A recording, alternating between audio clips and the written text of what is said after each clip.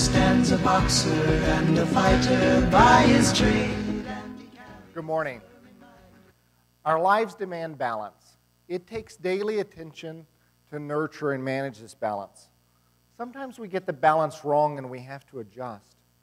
But when we get it right, there's a deep sense of satisfaction that we get from this balance. Here are a few of the things that I do to balance my own life. Personally, my desire to do and my time to do it, my age and my ambition, professionally, quantity versus quality, my research scholarship versus my service. And for my wife, Denise, a careful balance between yes and yes, dear. I grew up on a farm, but my first paid job was shoveling cow manure at a local dairy for much less than minimum wage. But from this messy start, things started looking up. Horse trimmer, architect, traffic engineer, technical instructor to professor. I pursued an unconventional path to the professorate, and my students wanted to know, not about the jobs, they wanted to know about me personally.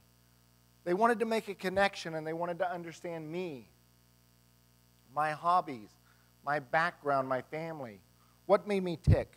This was an interesting perspective to me. I should add that most of my students were non-traditional students in the age of my parents. But what they wanted really was a peek into the life of their professor.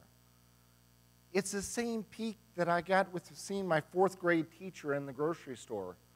All of a sudden, she was a real person and had a real life and was approachable. My scholarly life and many aspects of the rest of my life were forged during my doctoral studies at Penn State. The classes, the instructors, the students were certainly challenging, but something was missing. Something wasn't quite right. It was out of balance. So I jumped right out of the frying pan and into the fire. A local martial arts school opened about the same time in a musty basement of State College. It was a simple gym. It had a fighting ring, weights, and a classroom. And it smelled of old, sweaty clothes, lockers, and hard work, and I've really grown to love that over the years. And at classes I could almost afford. But for me, a passion was born. 16 hours a day, 7 days a week were now for learning. Some of my classrooms had 4 walls and a chalkboard. Some of my classrooms had 3 ropes and a bell. It was a time for learning for me. It was something that I really enjoyed. The bruises took some explaining. William Drummond states, "Iron sharpens iron, scholar the scholar. I improve best when I spar against those that are better than me. Likewise, my colleagues improve my reasoning." I don't think greatness simply comes from within. It comes from our opponents, from our peers and colleagues. I think it's important to all of us. I studied Filipino, Japanese, and American martial arts long before mixed martial arts and have continued for the last 20 years. I've earned my fair share of black belts. I had an opportunity to compete at many levels in Thai boxing and Filipino stick fighting and all kinds of other crazy things. 5 years ago, I started amateur boxing. Yes, I'm a lifelong learner. I can't help it. It's another phase of sharpening body and mind. But I have to say, 5 years and 12 fights in, I'm hooked. I'm still looking for that next win. I grew up with an inherent love of boxing, watching Sugar Ray Leonard, Muhammad Ali, and for me, the marvelous Marvin Hagler. I never took a chance to learn boxing earlier in life. As a boxer, I continued to improve, but I again sought balance. Under the tutelage of Joe Jimenez, I became a USA boxing coach. I have to say I'm always a professor. I think you always find those teachable moments. The subject and location don't matter. Whether it be the university classroom, the dojo, the wilderness, or the boxing ring, I've never separated my professing life from the rest of my life. It's a 24-hour occupation. It's deeply ingrained in my approach to life.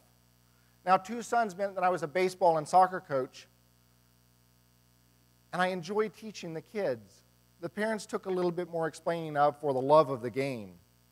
I also served as an assistant coach in the Boy Scouts when my son, here on the left, started Scouts 11 years ago. The boys pictured here have canoed the wilderness of Canada, hiked the mountains of the Southwest, and lived aboard a schooner in the Florida Keys. The opportunities to teach and learn are endless. Whether it be dissertations or high adventures, cohorts or crews, boxers or students, the classroom always remains for me. Mentoring is a brain to pick, an ear to listen, and a push in the right direction. As a mentor, as a coach, I try to remember that each classroom is unique and each person is unique. As a fighter, I simply hope I learned my lesson. My nose is always accountable.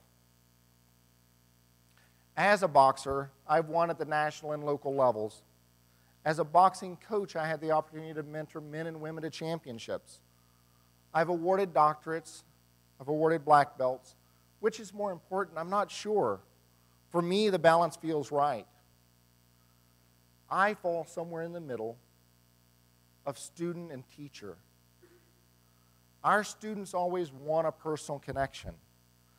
I think we need to invite them into our lives. We need to invite students into a more personal connection with us.